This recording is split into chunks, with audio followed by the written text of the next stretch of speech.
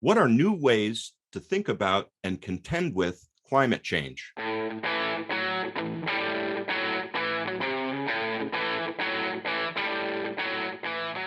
Welcome to the Hub for Important Ideas. I'm Steve James. And I'm Ken Swain. This episode is called Environment Crisis. We're looking for new ideas to contend with the threat of climate change, how to understand the varied reactions to the threat, and how to communicate with different groups who may not agree. We're going to play for you a recent conversation we had with Lauren Smith and Stephanie Shouldice. Lauren Smith is a PhD candidate in the Society, Environment, and Emotions Lab, where she studies human responses to life-threatening environmental messaging. She's investigating how existential threats influence environmental attitudes and decision-making, and how these threats may influence intergroup biases. In the future, Lauren hopes to broaden Westernized ideas of death care and change our relationship with death. Stephanie Shouldice is a Royal Roads University Doctor of Social Science candidate and Society, Environment, and Emotions Lab member interested in emotions' role in environmental decision-making.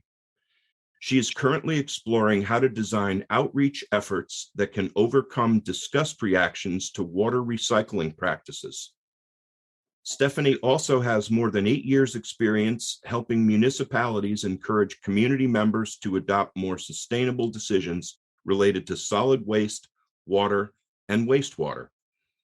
Here's the conversation with Ms. Smith and Mrs. Shouldice.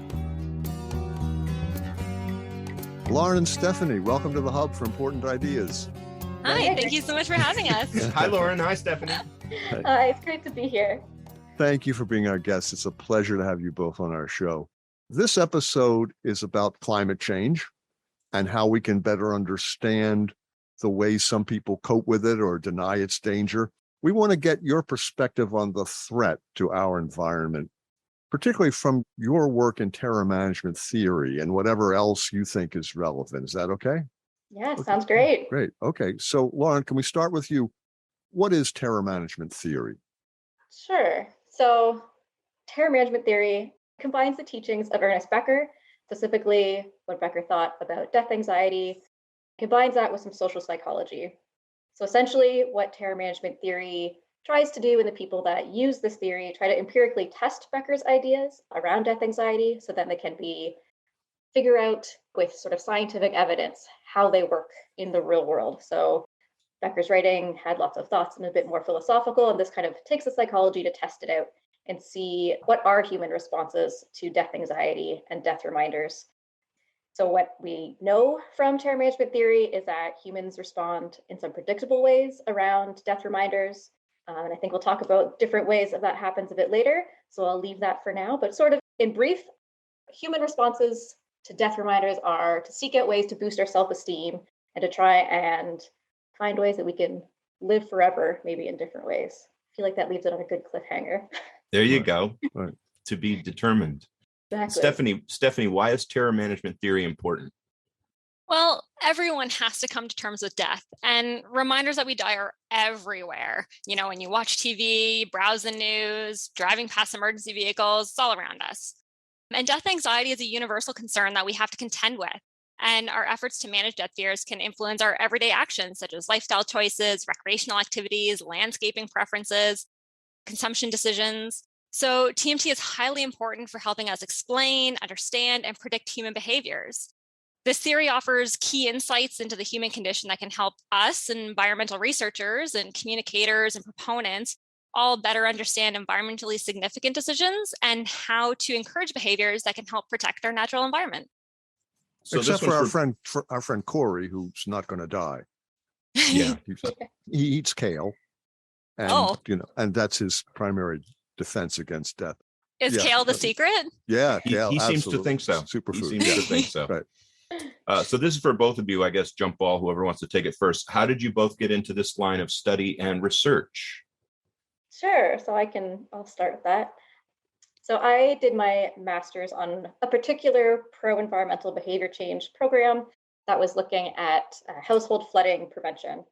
And then on the day of my defense, my supervisor emailed me and said, okay, don't panic, but one of the examiners knows about terror management theory. So look that up because they'll probably ask you some questions. Oh, brother. I Oh my God. frantically tried to Google terror management theory and figure out briefly in like the hour I had before going into my defense.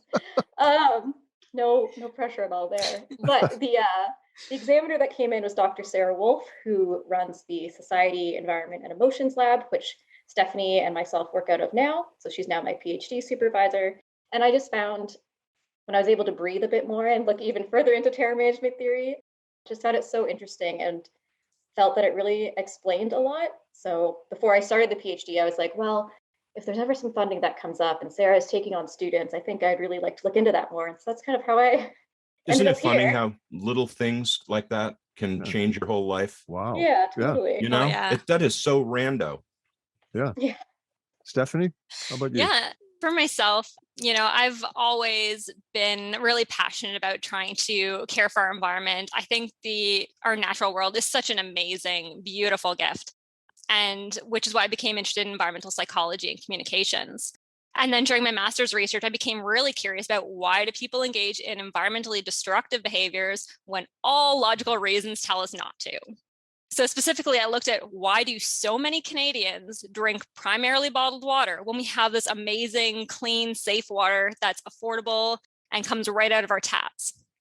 And Dr. Sarah Wolf was my thesis advisor, and she's like, here, maybe you should check out terror management theory. We got to get this Sarah Wolf. We need to pay her a commission. Yeah, really. Oh, yeah. But so I ended up actually using terror management theory as a framework because I became so excited about it and I could see the connections. And I was really interested in using it as a framework to look at both pro and anti-bottled water advertisements to consider why one set of communications might be more effective than another. And that's kind of what led me into TMT. And I'm currently exploring its influence on, or what it can share with us about environmental decisions still. And you're both in this society, environment, and emotion. Am I mangling the title? Lab? No, that's Okay. right. Okay. Because I had never heard of this before. Is this a Canadian group or is it international? So Sarah works out of Royal Roads University on Vancouver Island now. And since starting there, she recently started up this lab to sort of house all of her students that are working on different things and just sort of link the research together. So not everybody in it uses TMT, but I'd say a good portion of us do, or at the very least are familiar with it. So the big focus, I would say, is really looking at like how emotions generally are kind of missing from why emotions are so important to consider in environmental decision making, and talking about emotions and their role in environmental decision making is really, I think, a big core piece of what a lot of members of our lab are working on. That's great, because an awful lot of people would dispute the whole idea of emotions in making a decision like that. So, Lauren, getting back to TMT for a second, let me ask you some technical terms. What, for our listeners, is mortality salience hypothesis? Sure. So there are three core hypotheses in terror management theory, and mortality salience hypothesis is the most studied, I'd say, and probably underpins basically the theory in general. So really what it basically says is just that mortality reminders cause people to reinforce or uphold their cultural worldviews. So things that are valued in your culture. And so what that does is kind of help people reinforce who they are and kind of expand their sense of identity to include other things that might not be just their physical self. And then in addition, these reminders also cause people to seek out things that boost their self-esteem. So that could be engaging in activities that are valuable to a culture. So maybe you're part of a group that really likes football, for example. We were chatting before we started recording. Maybe your in-group is a big fan of a certain team. You're going to really support that team following a mortality reminder because it helps you identify more strongly with people that are like you, if that sort of helps make sense of it. Yeah. So you're reminded of death in one way or another. I know the researchers use different ways of reminding people of death. Sometimes it's say, think about your death, but then other times they're being interviewed in front of a funeral home, or they're being flashed something on a computer screen so fast that they don't consciously read it, but it's there in their unconscious mind.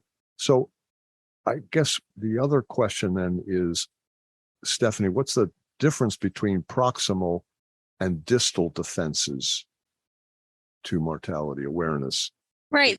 I think that's a tricky one, I think, for most people to grasp. So proximal defenses are those responses to conscious death thoughts. And I think Lauren mentioned these are about how we try to suppress and push away thoughts of death by denying, distracting, or rationalizing death away into a distant future. When I think of proximal defenses, I always think of my mom. she's she's a smoker, and for all my life she used to, they have those explicit cancer warnings on the cigarette packages, those pictures of gross lungs, and my mom would always cover them with stickers of like flowers and trees and animals. So now I recognize that as totally a proximal defense to distract away that recognition that there's a giant death warning on my cigarette package right in front of me.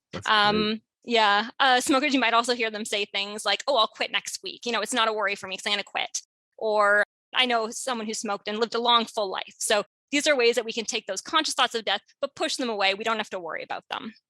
And then distal defenses are those responses to those unconscious death thoughts, maybe like you mentioned, from some of those more subtle death reminders, like walking past a cemetery or an insurance logo, things like that. And they involve defending our cultural worldviews and maintaining or enhancing our self-esteem. Because our cultural worldviews provide us with those opportunities to achieve immortality, either literally, say, for example, going to heaven, or symbolically through lasting accomplishments like having children, donating tracts of land to conservation authorities, publications, things like that can help us become part of something that's big and long lasting and can help us live forever symbolically. And then behavior that aligns with and upholds our worldviews is rewarded with enhanced self-esteem because we're being good humans and we feel good about ourselves. And then we're eligible for that promised immortality, and we effectively manage our unconscious death anxieties. So this one's for both. And I guess now we're sort of taxiing down the runway of the thesis of our show here. How does terror management theory relate to environmental issues? Yeah, so as we've kind of mentioned, terror management theory hypotheses can help explain and predict behavioral trends in various different domains. And as our human lives are entirely dependent on the natural world, our behaviors informed by our cultural worldviews and our values have implications on the environment. So your responses to conscious and unconscious death fears can influence decisions like, say, for example, whether you drive a Hummer or a Tesla, whether you're a vegan or you're going to try to attempt to eat the big Texan 72-ounce steak in an hour, or a kale sandwich, or a kale sandwich, right. Yeah, or whether you accept or reject climate science. Yeah. And just to add on a little, TMT has also been used to understand sort of how humans react to nature and creatures in general. We really don't like to be reminded that we're similar to other animals, that we're animals ourselves, because we know that those parts of nature die. So essentially reminding us that we're animals just like everything else is another death reminder right there. So some research has explored sort of how, like explicitly and empirically, if these creaturely reminders are death reminders, if they evoke death anxiety. And I think Steph's going to talk about that a bit more later. And then I would also mention, looking at TMT and environment specifically, that Stephanie and myself, as well as Sarah and another member from the C Lab, we published a paper on how to use TMT in environmental contexts. So whether for different research interests or for practitioners, we talk a little bit about that near the end, just how that might be useful when we're trying to talk about the environment or implement an environmental campaign. So maybe we can put a little link for that in the notes if anyone's interested. Oh, cool. Yeah, very good. So I guess the question then is Lauren, how do you understand the climate crisis? Do you believe that it's caused by human behavior, which is hotly debated here in the US? And if so, does death denial play a role in that? Yeah. So I think we can tie a little bit of the creatureliness and definitely the death denial components into this. But first, is human behavior responsible? I think absolutely. We know there's evidence out there. It's pretty resounding that we are. That doesn't mean it was intentional. It doesn't mean people are going out trying to ruin the planet. It doesn't mean that people knew what they were doing for decades. Maybe some people did and tried to ignore it. But unfortunately, a lot of the things that we do, the activities we engage in, are harming the planet. And unfortunately, the way that we handle our resources here and handle life on the planet kind of reinforces this Western worldview and mindset. It's very consumption focused in Western culture. We want to sort of build up like the American dream lifestyle, we each have our own house and yard, and keep growing and expanding the kind of nonstop growth that we see in economics, for example. And that could be driven a bit by this false belief that humans as a culture or as a species are immortal, that we're going to continue forever no matter what. So no matter what we do to the planet, no matter how many resources we consume, humans as a species are still going to be here forever. And that belief may be a bit of death denial in there, trying to combat that death denial by saying no matter what, we can just keep doing what we're doing. But I think that's a little bit, some part of our brains, we know, some people hopefully know that that's not really how it's going to work out, unfortunately. We do have to change things. So I think there's some death denial in play with just how we treat the planet and our resources. When you look at Brazil, now they're in an election. Bolsonaro is saying, no, burn the rainforest down, make them into a nice savanna where we can grow crops or whatever, or cut them down and sell the logs because we can make money off of that. And when people say, well, the rainforest is the lungs of the world, they just flatly deny it. No, there's no evidence of that. No, it's got nothing to do with us. And the rest of the world is aghast. But how do we think about that? Is it just greed? Does terror management theory help us explain or understand some of that? Yeah, I think there's a lot of identity tied up with being environmental or not. And one of our responses to death reminders, whether it's messaging from other people saying that climate change is a problem we need to deal with, or any of the other things on the news that remind us that we're going to die, or that life is at threat. So if somebody's already thinking the environment is important, these reminders are probably going to help them do more things that are environmentally friendly. But if they're not, they might go the other way. So that might be flat out denying other evidence that they hear that might get presented. Yeah, that's a good point. Yeah, and I think a bit that also ties into that is that if you accept that climate change is real and accept that the behaviors you're currently doing are causing harm, that's going to cause some dissonance, and that you have to accept that what you have been doing already is wrong. And so you have to kind of accept that there's some wrongdoing happening there, and that maybe this death might come sooner than they might think if they accept that this climate science is real. So that could cause certainly some death anxiety, and the immediate reaction might be just to try not to think about it. So the climate change debate has shifted of late, and the deniers can no longer deny that wildfires and droughts and floods are real, but now they just dispute the science. They deny that there are human-made causes. Why do some people reject the consensus opinion, and does terror management theory help to explain the denier's behavior or point of view? Yeah, so I think that ties in a bit with what I kind of went on a bit of a tangent about there, but just that this getting the science and accepting that it's real means that you have to change something about what you've been doing.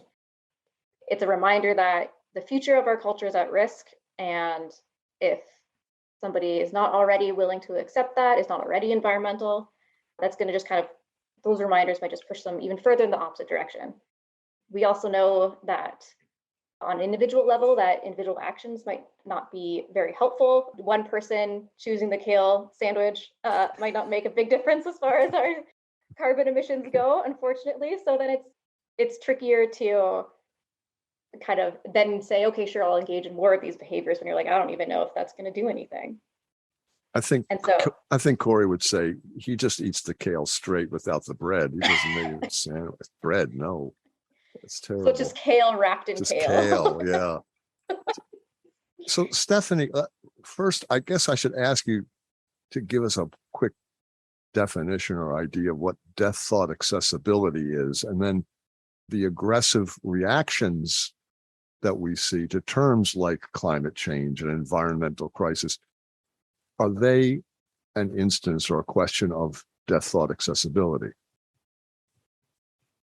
Yeah, sure. So death thought accessibility is reflects like the level of consciousness around death thoughts. Are they conscious, but when we're engaged in those more distal defenses, they're lingering, but just under the level, the surface of consciousness. And our distal defenses work to kind of suppress them back to baseline levels.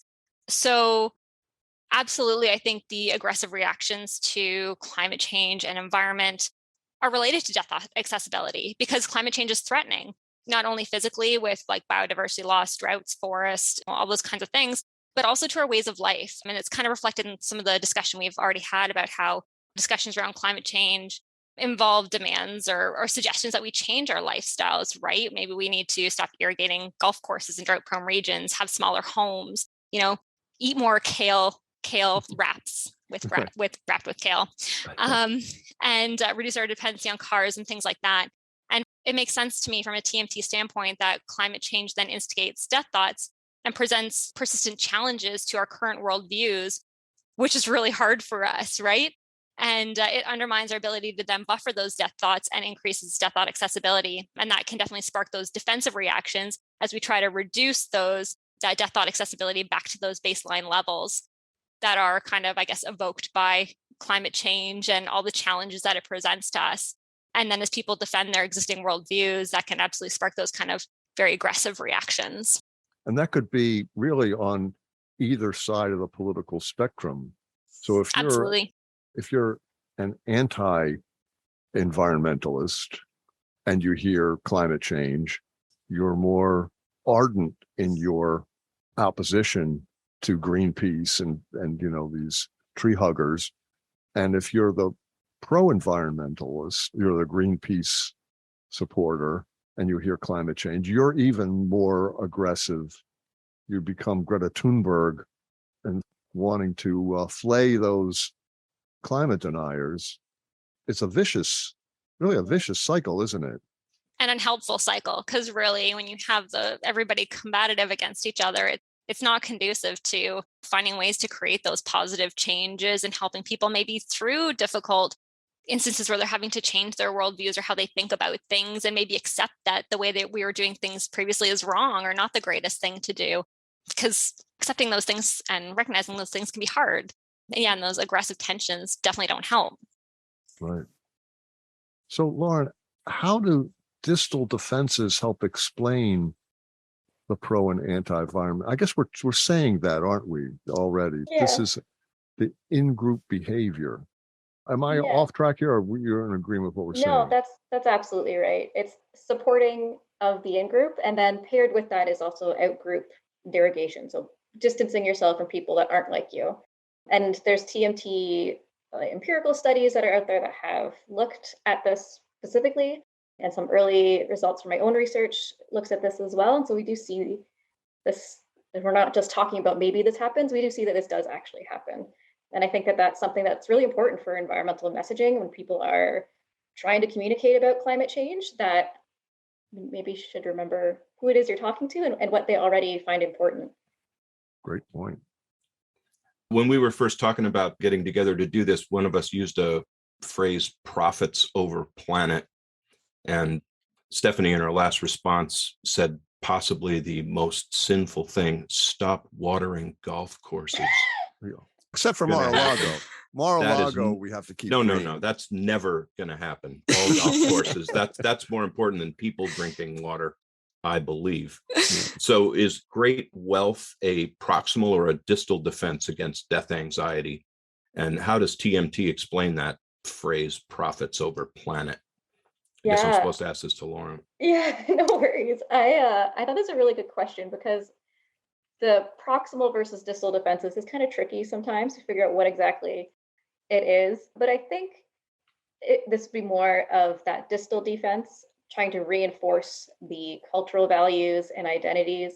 So thinking of, okay, in a Western culture for sure, that consumerist, individualistic mindset is kind of what we value. We value success means wealth in this Western society. And so increasing profits, getting more things, whatever it looks like, would then boost the sense of self-esteem for that person. And then that's sort of a distal defense to these death reminders. So it's both an individual self-esteem thing, but it's also a worldview. Right. Yeah, I think so. They can connect for sure. That part of that, knowing that you're part of a culture and that you're doing things that the people around you value, could help boost your self-esteem. I kind of function as that death defense, knowing that, okay, well, I'm secure in this part of my culture, and if I don't live, then the people that are like me will.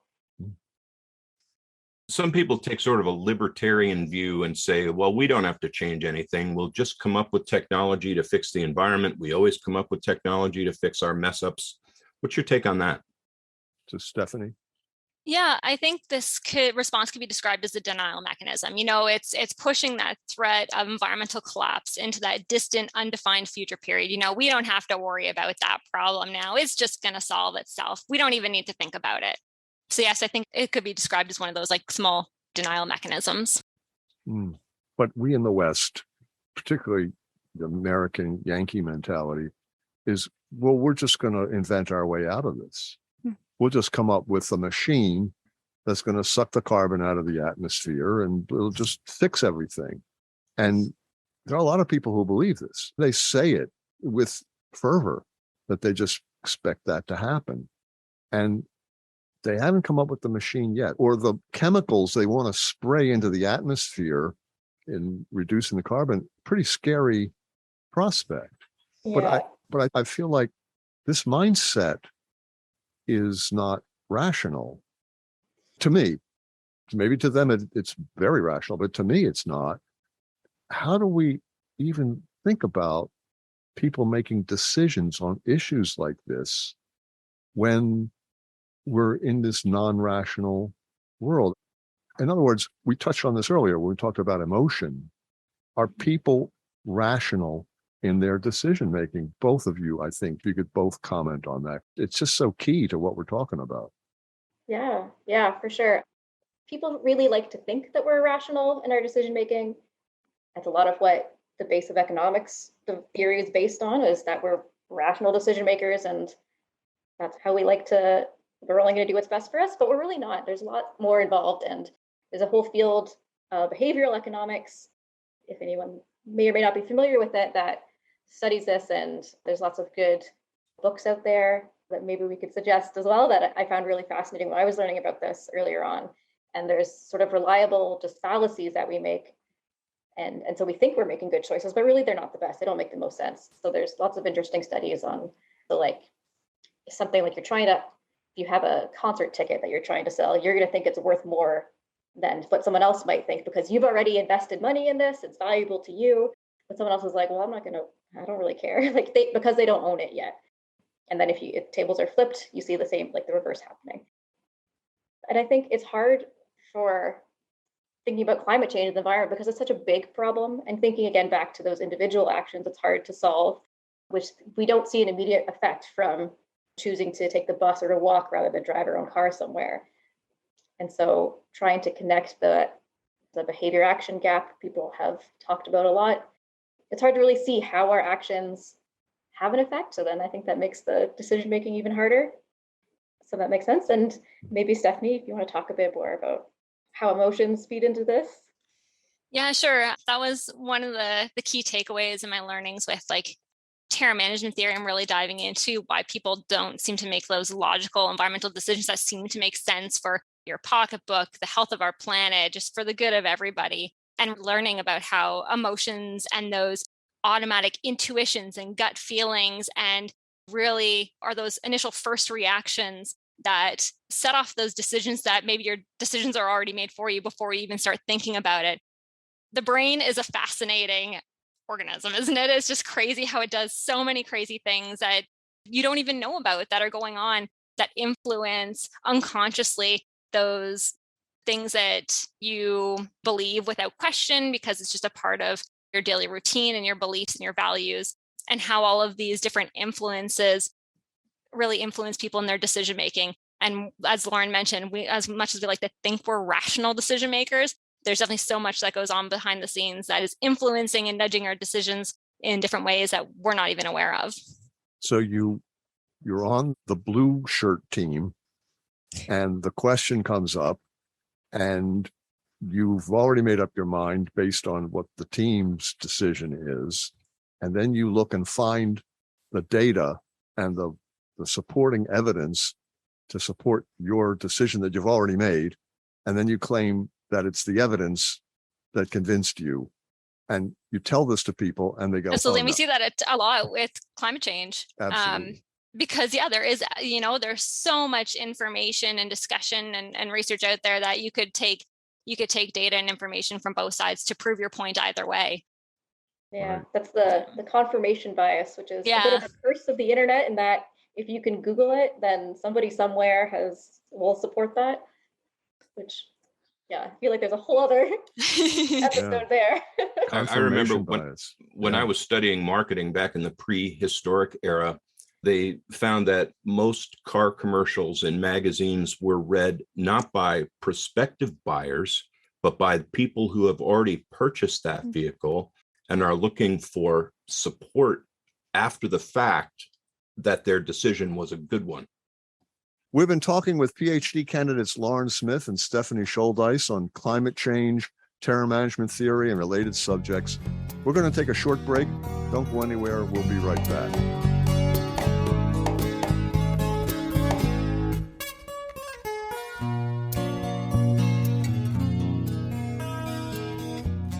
We're having a conversation about climate change with PhD candidates Lauren Smith and Stephanie Shouldice. Ken, you got a question for the both of them. How do you incorporate terror management theory work with your environmental work? Sure. This is Stephanie. So I've been working with municipalities for more than 8 years as an environmental program coordinator, in addition to my academic work. So I support solid waste, water, and wastewater initiatives that are meant to help encourage sustainable behaviors in our communities.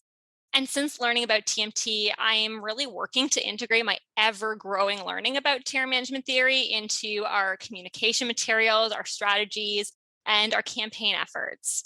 I find that municipalities tend to focus on providing facts and information in outreach efforts, which is very important, don't get me wrong, but it's problematic because, as we've discussed, people are largely influenced by unconscious emotions. And I've also found in my work that environmental messaging tends to focus on the same things. You should recycle, drink tap water, save energy, because it's good for the planet, it's the right thing to do, and it saves you money. These are the three kind of key messages that often pop up, and which is all great and true, but these messages often speak to people who are already sustainability oriented. And they already likely do these things. So you're not targeting anyone new, you're speaking to your own audience. They call that preaching to the choir. Exactly. Right. Yes, that's right. So what I've learned from terror management theory is that as an environmental communicator, I can likely be more effective by developing communications that can help more people manage conscious and unconscious death thoughts. So what this means in practice is considering messages that are going to appeal to people with different worldviews and different ways of achieving self-esteem, other than being environmentally friendly. Finding ways to turn environmental initiatives into hero projects that can make them feel like they're part of something that's big and lasting and important. I try to use broad identity appeals and associate people with in-groups. So you're being part of a special community or having a sense of local community and pride in your community. And I also avoid threatening messages that can maybe stimulate proximal defenses and actually push people away from embracing our messaging. And I also try to stay away from text. Again, I find it can be very text heavy, a lot of technical, a lot of science communication, environmental communication. So I try to bring in like powerful visual and emotional stimuli that can just be more moving. So terror management theory has taught me a lot about how to engage with our communities more effectively and try to develop more motivating communication materials. Lauren, did you have anything you wanted to add to that? Sure, I could talk a little bit about just what I'm researching now.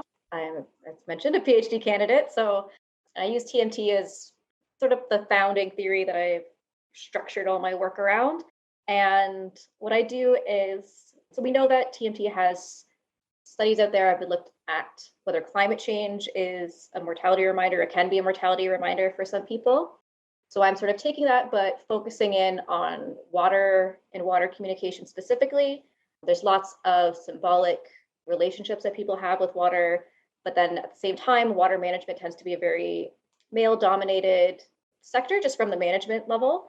So I was interested in exploring that and sort of how people respond to threatening water messages. So when we talk about flooding and droughts, extreme weather, for example, how do people respond to that? And is it in the same ways as people respond to death reminders? So that's what I structured my first study around.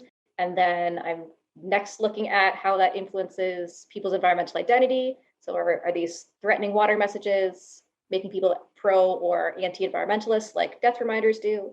And early stages, but so far it seems to be the case as well there.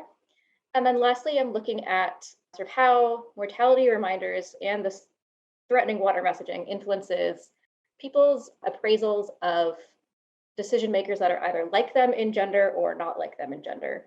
So a PhD takes your work and twists it around and bends it in many different ways, but gender was something I was really interested in and gender bias. And so my last study kind of looking at that to sort of say, okay, well, if we want, and we know that diverse groups of people are better at making decisions that'll be more effective for more different types of people, if we also know that talking about water in scary ways is going to make that more difficult to get different types of people in that group, we really need to be careful about how we're talking about it. So that's what I'm kind of hoping to figure out a little bit with that last study.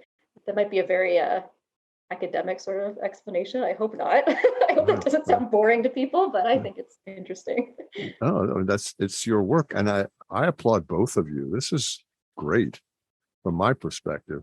So getting back to Stephanie, if I'm understanding this right, in your environmental work, you were looking at water reuse applications, right? And you've said we're just running out of water and it's a way to conserve a lot of water. But the reason people don't use this water reuse system, these systems, is because of emotional reaction. What are the reasons people don't get behind water reuse? Yes. So as droughts become more frequent and severe, I really think water reuse seems to be the next big up and coming movement in water efficiency.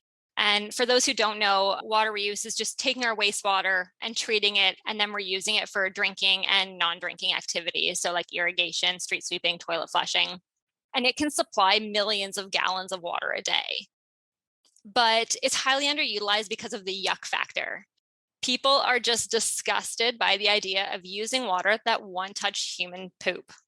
And it can lead to some really illogical decision-making. My favorite example is the Orange County groundwater replenishment system. So they actually treated their wastewater to a really extremely high standard, and it was completely safe to drink. But then just to appease the public's psychological kind of unease about drinking wastewater, they actually put the water back into an underground reservoir to naturally filter that water and provide that environmental buffer. But it actually made the water dirtier, so they have to retreat it and have a whole other treatment process. So that way it's safe to drink again. Perfect. Wow. I wanted to ask you about disgust. Mm-hmm. Would you talk a little bit about your work with disgust and how terror management theory explains it? Absolutely. So disgust is widely recognized as a basic universal human emotion that likely started as a way to protect ourselves from eating or drinking something that could make us sick or kill us. But it has since evolved to protect us from psychological threats and contamination of our soul as well.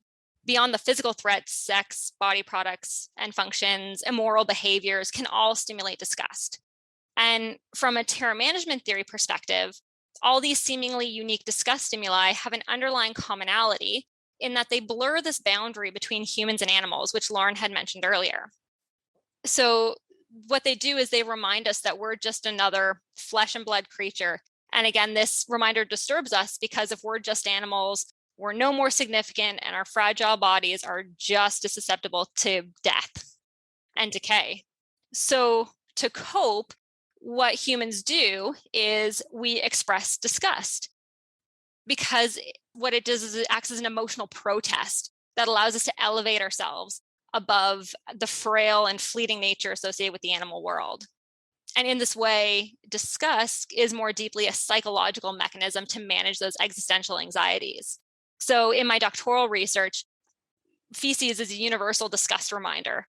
And I'm curious about whether the powerful disgust reactions to water reuse are so difficult to overcome because water reuse disgust is really a deeply held psychological mechanism to manage existential anxieties, because water reuse is actually a creatureliness reminder because it's got that connection to human feces.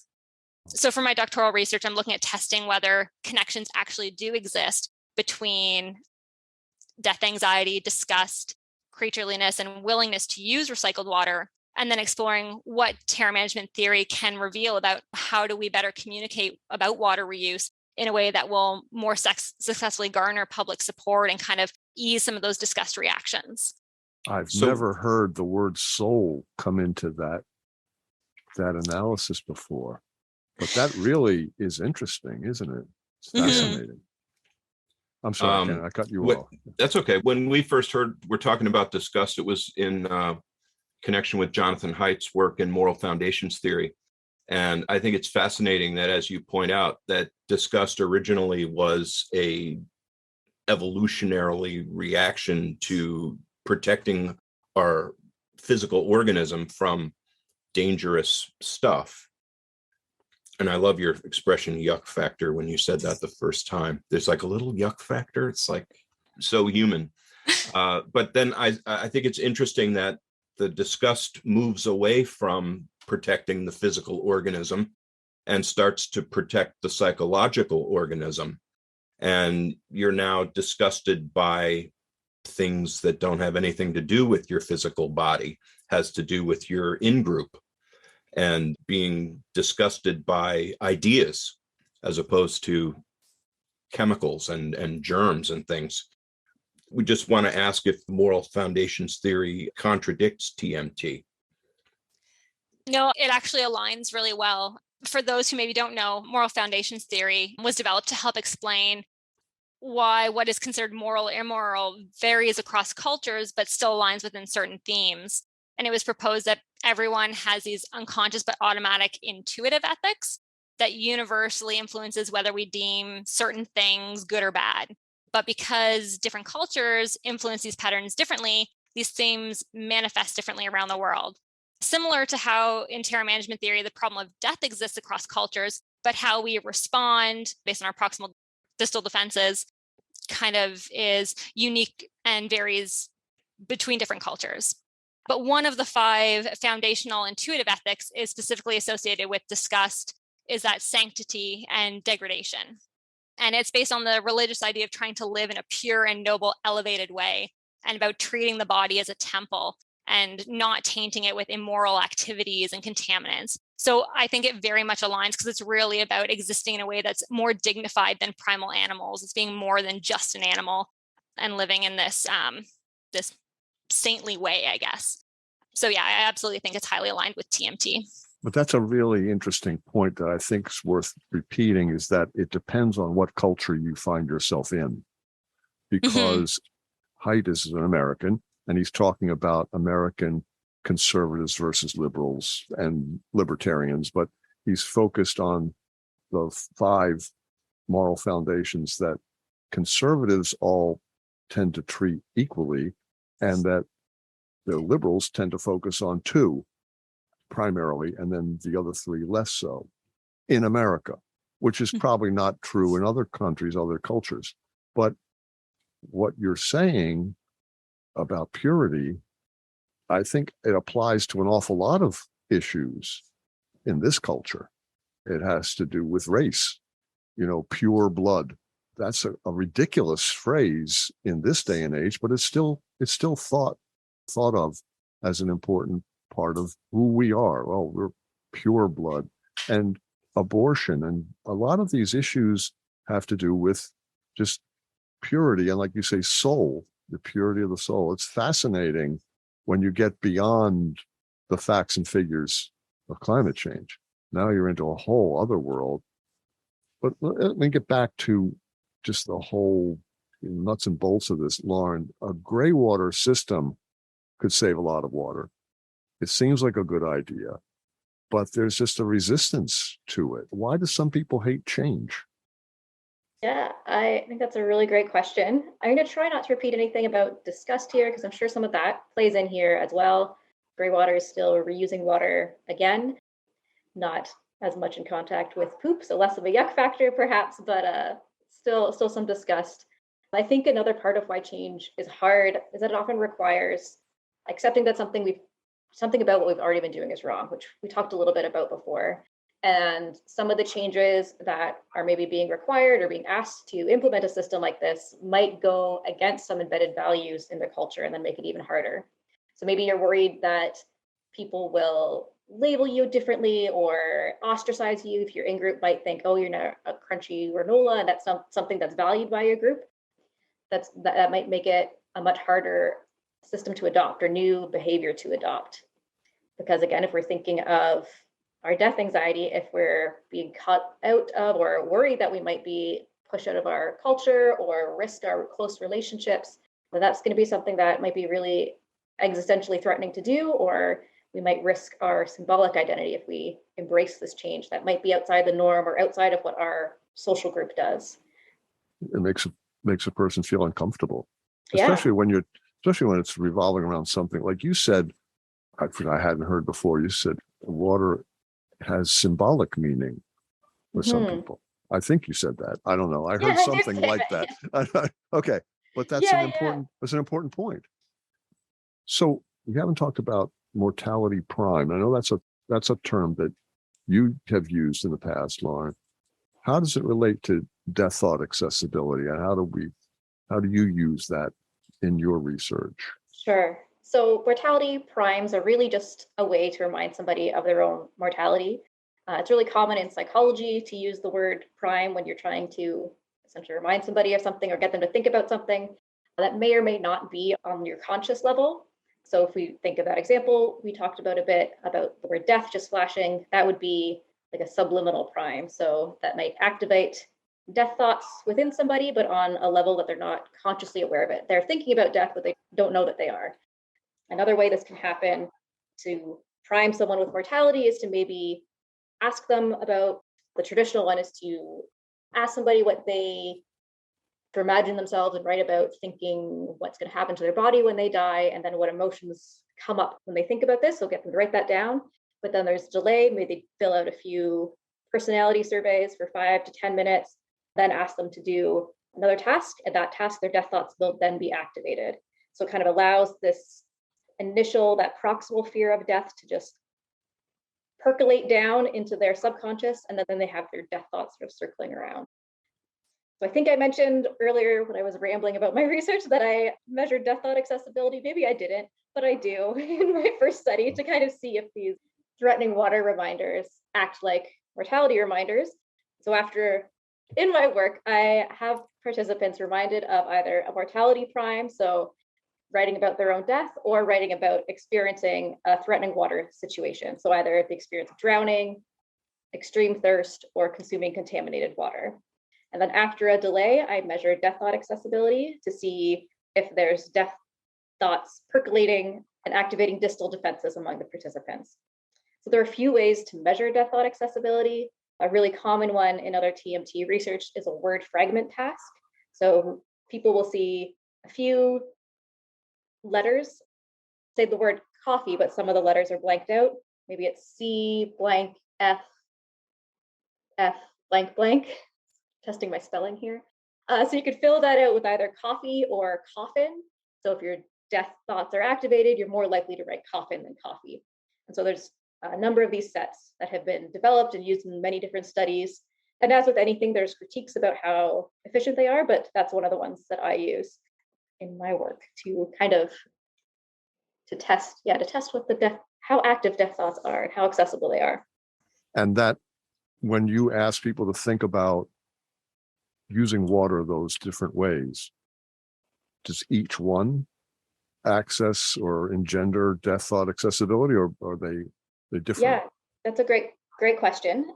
So I found that drowning did across all my groups and all the comparison fancy statistics that I did.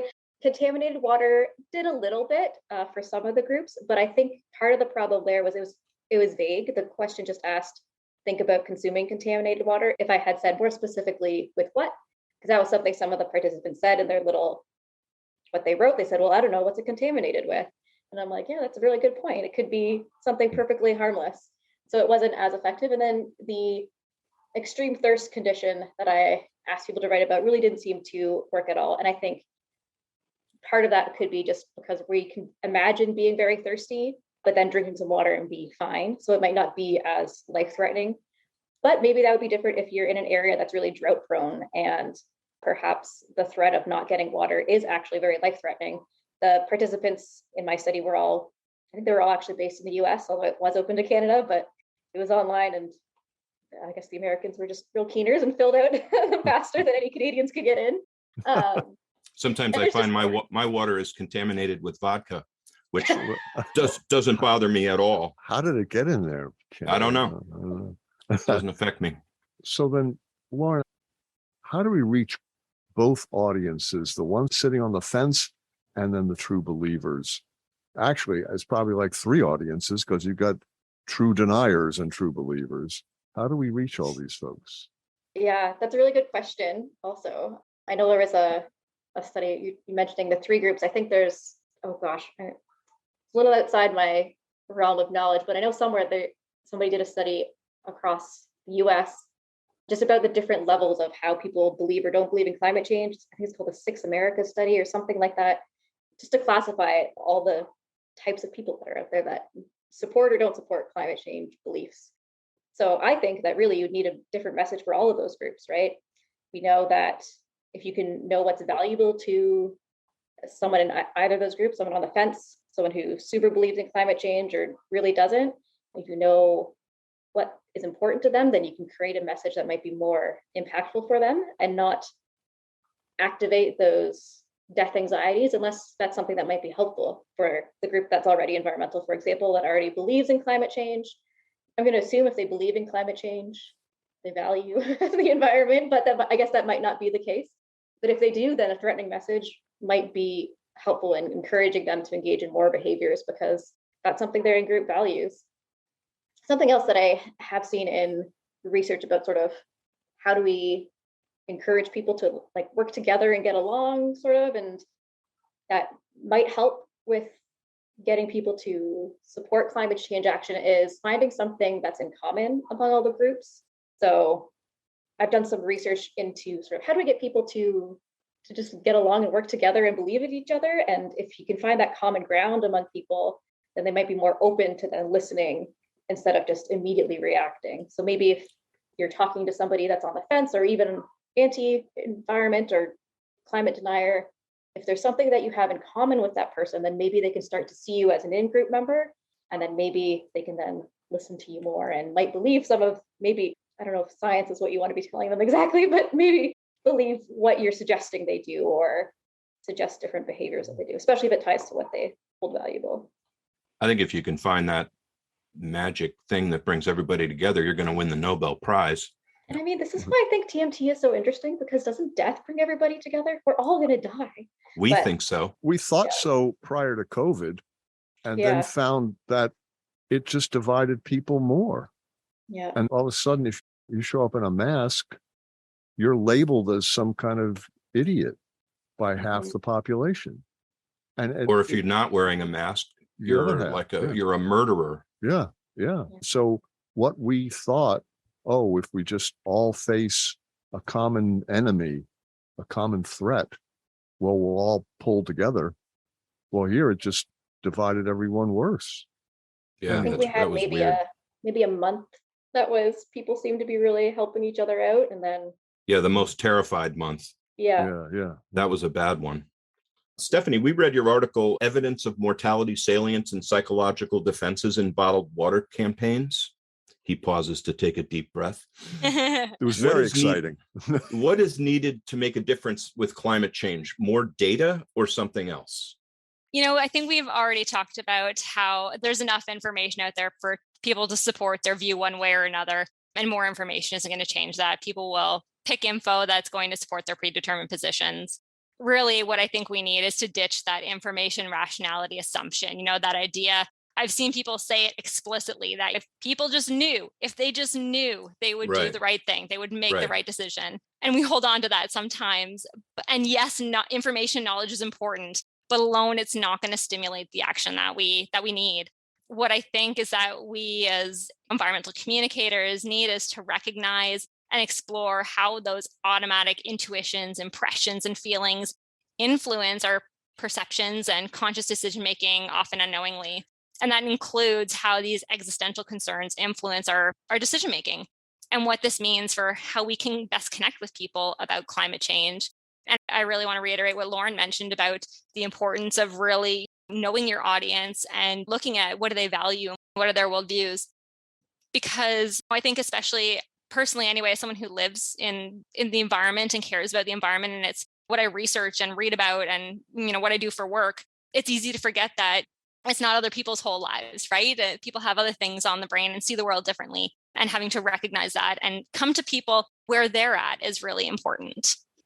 Can we just, in the time we've got left, just explore a little bit some other ideas? We talked a lot about self-esteem and how that is central to Ernest Becker's idea about death anxiety and how it's a primary defense against death anxiety, and terror management theory looks hard at that. But then Ken and I, over the last year or two, we've been looking at things like humility and gratitude. We've been looking at mindfulness. Some people talk about Buddhism and Buddhist practices. So let me throw this to you first, Stephanie. Where is there hope? And what other ways of looking at this, or what other solutions, or where would you look for hope? I think Lauren's going to dive into this a little bit more than me, but one of the areas that I'm really fascinated in is about the idea about how connecting with nature can really help. Nature can inspire those feelings of awe and actually make people feel more connected to others and the natural environment. It can make us experience more gratitude and generosity, lessen our desire for materialism.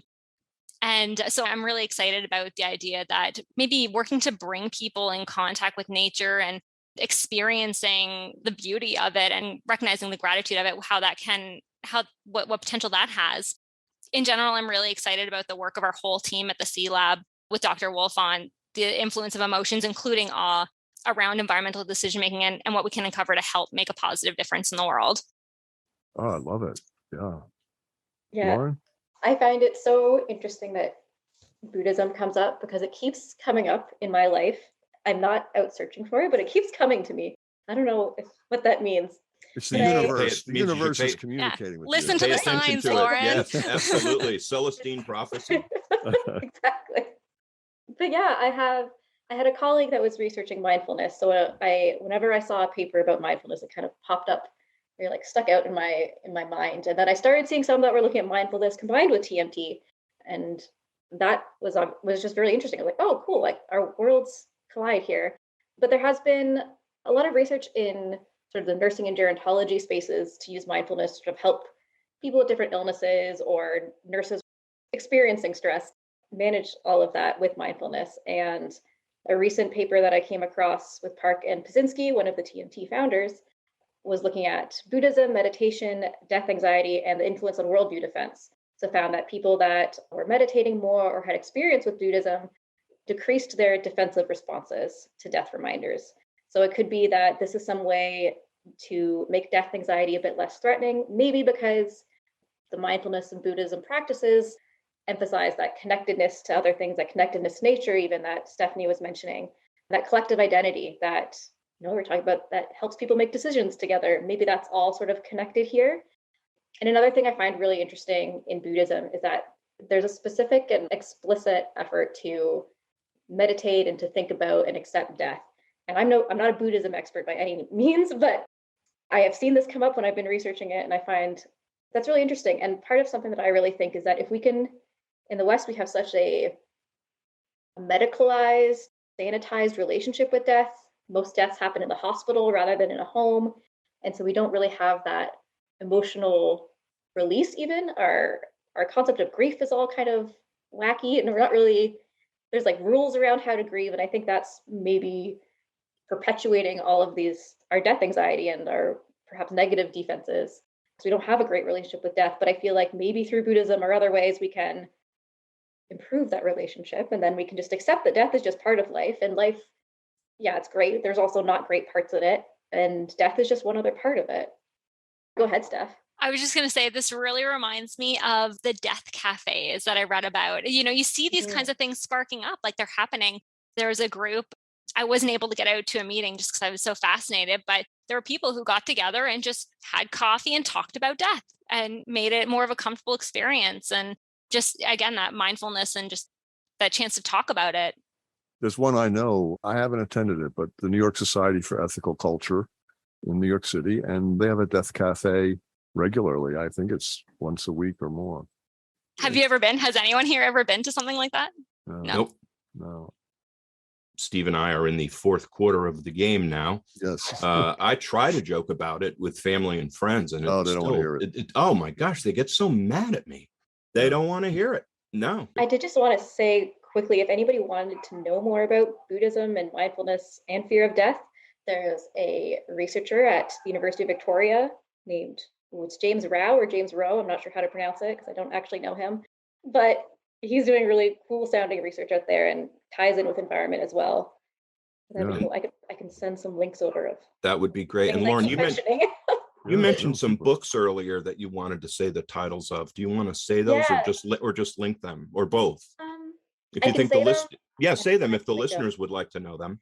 The one book on behavioral economics and decision making is called Predictably Irrational by Daniel Kahneman and Dan Ariely. I might not be pronouncing that right, but great title. Kahneman is a Nobel Prize winner, I think in economics. But really, it was really interesting, and it gives lots of examples on all of these decisions that we think we can make rationally, but we actually, when you go out and see how people are making these decisions, we make irrational ones all the time. Super. Yeah. So, folks, we've been talking with PhD candidates Lauren Smith and Stephanie Shouldice about climate change, terror management theory, and related issues. Lauren and Stephanie, thank you both for a terrific conversation. Thanks so much. Yeah, thank really you. This great. has been really great, really fun. Thanks so much for having us. Yeah. We might try to hit you up again at some point in the future. We hope you'll take our phone call. Absolutely. Sounds great. Okay. Super. We've been talking with TMT and environmental experts Lauren Smith and Stephanie Shouldice. Ken, what are your takeaways? Steve, I was struck by their practical use of terror management theory. They said TMT is important for helping us explain, understand, and predict human behaviors. It can help environmental researchers, communicators, and proponents all better understand environmentally significant decisions and how to encourage behaviors that can help protect our natural environment. Their studies include why emotions are so important considering environmental decision-making. The aggressive reactions to climate change and environment issues are related to death thought accessibility because climate change is threatening not only physically, but also to our ways of life. Climate change instigates death thoughts and presents persistent challenges to our current worldviews, which is very hard for us. Yeah. It undermines our ability to then buffer those death thoughts and increases death thought accessibility. That can definitely spark defensive reactions. When you have everybody competitive against each other, where they're having to change their worldviews and how they think about things, and maybe accept that the way they were doing things previously is wrong or maybe not the greatest thing to do, accepting those things and recognizing those things can be hard. It's the support of the in-group, and then paired with that is out-group derogation. So distancing yourself from people that aren't like you, there's TMT empirical studies that have looked at this specifically, and some early results from their own research looks at this as well. Regarding profits over planet, what we value is a consumerist, individualistic mindset. Success means wealth in this Western society. And so increasing profits, getting more things, would then boost the sense of self-esteem for a person. That's a distal defense to death reminders, and so it's both an individual self-esteem issue as well as a worldview problem.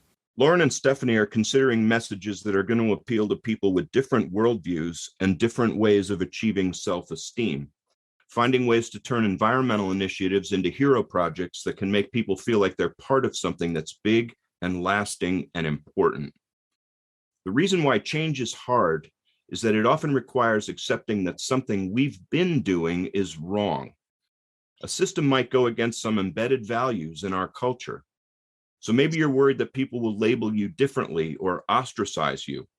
That might make it a much harder system or new behavior to adopt.